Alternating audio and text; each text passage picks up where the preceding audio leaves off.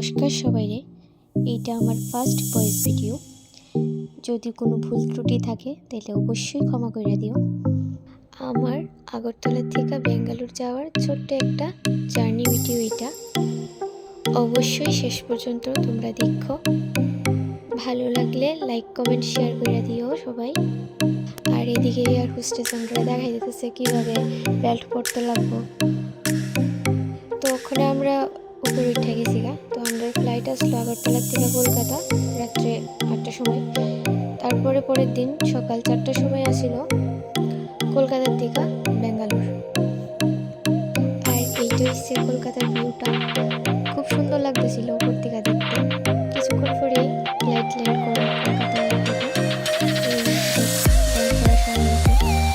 খুবই ভালো লাগতেছিল উপর থেকে দেখতে, তাও আবার রাত্রে। আর বিশেষ করে রাতের দৃশ্য দেখতে আমার খুবই ভালো লাগে, তাও আবার ফ্লাইট থেকে দেখতে পারছি ফার্স্ট টাইম, খুবই ভালো লাগতেছিল।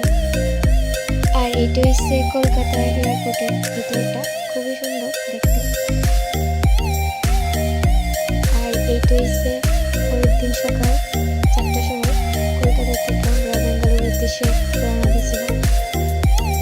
তো এই যে জাস্ট ফ্লাইট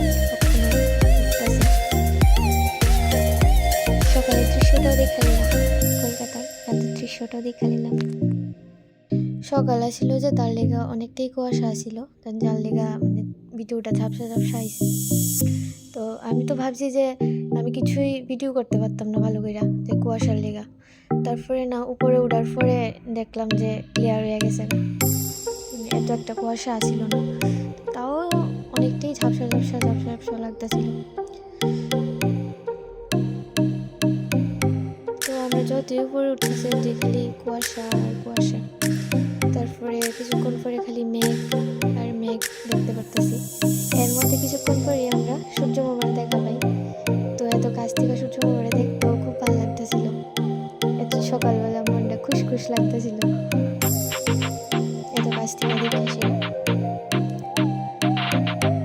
মেঘটিও খুব ভালো লাগতেছিল দেখতে।